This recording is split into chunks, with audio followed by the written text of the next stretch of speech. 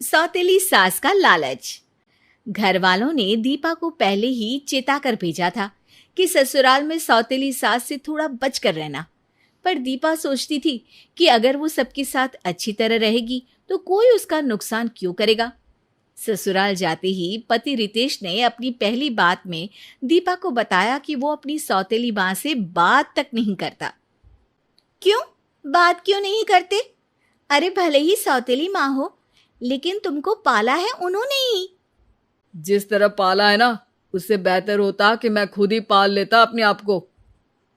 मेरे पिता को लगा था कि बिना माँ के बच्चों के लिए कोई सहारा हो घर में, तो उन्होंने दूसरी शादी कर ली, लेकिन वो भी आज तक पछताते ही हैं। दीपा को बात समझ तो आ रही थी, लेकिन वो इस बात पर भरोसा नहीं कर पा रही थी। वो सोचती थी कि जब सास के साथ उसके कोई बुरे अनुभव नहीं है तो वो क्यों उनके बारे में गलत राय बना ले। पर यह भी बात थी कि दीपा के साथ ना सही सास अपने सौतेले बेटे रितेश और पति के साथ आए दिन बहस में उलझती ही रहती। अरे कैसे नहीं दोगे पैसे? मेरा हक नहीं है क्या? पैसे खर्च करना हक है तो बचाना जिम्मेदारी भी तो होती है। दोनों बाप बेटे चार चार हाथों से पैसे कमा रहे हो, फिर भी पैसे देने में मौत आती है। अरे तुम कमाती तो कीमत पता होती मेहनत की और पैसों की। और पैसे तुमको 4 दिन पहले ही तो दिए थे। 10,000 रुपये लिए थे तुमने महीने के राशन के लिए, लेकिन 1 हफ्ता भी राशन नहीं चलेगा। हमें समझ में नहीं आता क्या कि तुम अपने मायके वालों का भला कर रही हो? अरे भला तो उन्होंने किया है आप पर, मुझे यहाँ भेजकर। अरे ले जाए मेरी बला से वापस तुमको। उस घर से डोली उठी थी, इससे अर्थी उठेगी। अब पैसे दे दो वरना मुझे निकलवाना आता है। अरे धमकियां देती रहती हो। वो तो भला हो बेटे का जो कमाने लगा है, वरना तुम्हारे खर्च के चक्कर में तो कर्ज लेना पड़ जाता मुझे। दहेज भी तो लाई थी ना मैं। हमने तो मना किया था ना, लेकिन तुमको बड़प्पन दिखाना था। और दहेज में जो लाई थी वो भंगार हो चुका है, उसे बेच के पैसे कमा लो और मुझे बख्श दो। मेरे भाई को बताऊंगी कि आप क्या बोल रहे हो मुझे। अरे भाई को क्या बताओगी? उसे खुद ही पता होगा। और भाई की धमकी किसे दे रही हो? उसने जो कार ली है उसके पैसे तुमने दिए हैं, ये भी पता है मुझे तो। वरना जो आदमी किश्त में साइकिल भी ना ले सके, वह नगद में कार कैसे ले सकता है? वो ज्यादा। तुम ना पैसे दे दो, बहस नहीं करना चाहती मैं तुमसे। 5,000 दे दो, किराने का सामान लाना है। 5 नहीं 6,000 दूंगा, लेकिन तुमको नहीं, बहू को। घर में बहू आ गई है, अब वो जिम्मेदारी संभाल लेगी। तुम बुढ़िया हो गई हो, आराम करो। ससुर बहू को पैसे देकर वहां से निकल जाते हैं। बहू का घर में आते ही सास की चीजों का यूं हिस्सा बन जाना सास को बहुत खल रहा था, लेकिन सास उस वक्त कुछ नहीं बोली और सही मौके का इंतजार करने लगी। एक दिन सास अपने भाई सियाराम को घर बुला लेती है।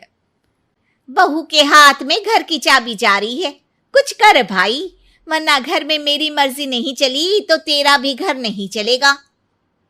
अरे करूंगा ना दीदी, मेरी बात ध्यान से सुनो, एक तरकीब है। सियाराम अपनी बहन के कान में कुछ फुसफुसाता है। कुछ दिन बाद बहू बाजार में किसी काम से जाती है और घर पे सास अपने पति से कहती है, बहू के लक्षण ना ठीक नहीं दिखते। बाजार की जिम्मेदारी दे तो दी है, पर आवारा हो गई है अपनी बहू। क्या बक रही हो? अरे थोड़ी देर तो हो ही जाती है बाजार में, ट्रैफिक वगैरह भी तो होता है। रितेश भी वहां मौजूद था और अपनी सौतेली माँ को जवाब देना चाहता था, पर क्योंकि वो माँ से बात ही नहीं करता था तो चुपचाप सुन रहा था।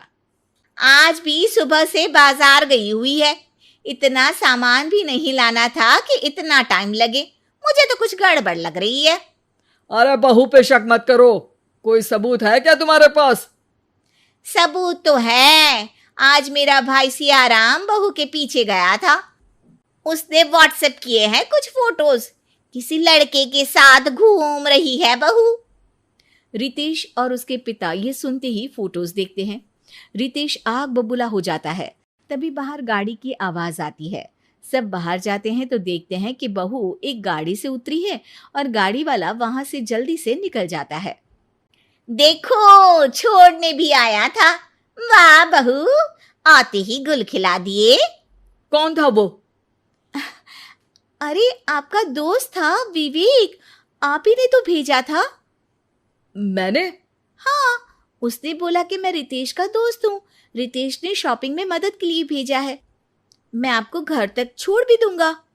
तुम कमरे में चलो, बताता हूं तुमको। मुझ पर ही अपनी गलती का ठिकरा फोड़ रही हो।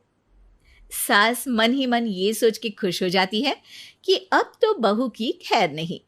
रितेश दीपा को कमरे में ले जाता है। सच बताओ, क्या हुआ था? कौन है वो? तुम्हारा एक्स बॉयफ्रेंड या कोई नया? हाँ, आपका दोस्त। आपने? अरे मैंने किसी को नहीं भेजा। आपकी कसम, मैं झूठ क्यों बोलूंगी आपसे? यकीन तो करना पड़ेगा ना। गुस्सा कम करो और सोचो। रितेश आंखें बंद करके थोड़ी देर बैठ जाता है और दीपा से कहता है, अब मैं नाटक करूंगा, तुम पर चिल्लाने का नाटक, और तुम्हें मेरा साथ देना होगा। सच सामने लाने के लिए ये बहुत जरूरी है। रितेश जोर जोर से दीपा पर चिल्लाने लगता है और थोड़ा बहुत सामान इधर उधर फेंकता भी है। बाहर खड़ी सास के मन में खुशियों के लड्डू फूट जाते हैं। चलो, अभी तुम्हारे मायके छोड़कर आता हूं। रितेश दीपा को बिना सामान के ही घर से बाहर ले जाता है। सास खुशी से फूली नहीं समा रही। बहू घर से जा चुकी थी, अब पूरी सत्ता उसी की थी। शाम को रितेश और उसके कुछ दोस्त घर में आते हैं। उनके साथ वो आदमी भी होता है जो दीपा को छोड़ने आया था और अपना नाम विवेक बता रहा था। पिताजी, पिताजी, माँ को तो बुलाइए, किसी से मिलवाना है। माँ और पिताजी वहां आ जाते हैं। तो विवेक बन के घूम रहे थे बहू रुपया जी, अपना इंट्रोडक्शन तो दे दो, इसके पहले कि हम अपना विवेक खो दें। मुझे आपकी पत्नी के भाई सियाराम ने पैसे दे के कहा था कि आपकी बहू के पास जाके उनको बोलूं कि मैं रितेश का दोस्त हूँ। पूरा प्लान था कि रितेश की माँ घर पे दीपा के खिलाफ शक भरेगी और फोटो भेज के उसको फंसा देंगे। लेकिन फोटो देखते वक्त मैंने गाड़ी का नंबर भी देख लिया और इन भाई साहब को भी खोज लिया। अब पिताजी, घर के शासक आप हैं, बताइए क्या करना है। बहू को ले आओ वापस। बहू तो कहीं गई ही नहीं थी पिताजी। दरअसल दीपा से मैं लड़ा ही नहीं था, कमरे में हमने नाटक किया था। जब माँ मतलब मेरी सौतेली माँ नाटक दिखा सकती है तो कुछ नाटक तो मुझे भी आता ही है। दीपा अंदर आ जाती है। सासू माँ, आपको अगर मुझसे कोई दिक्कत थी तो बता देती। अरे कैसे बताती, मेरे सम्मान की बात थी। तो तुमने झूठ बोल के बहू के सामान के साथ खिलवाड़ किया। अब तुम्हें तुम्हारे भाई के घर जाना पड़ेगा और वहीं अपना सम्मान ढूंढ लेना। यहाँ तो तुम्हारा बहुत हो चुका सम्मान।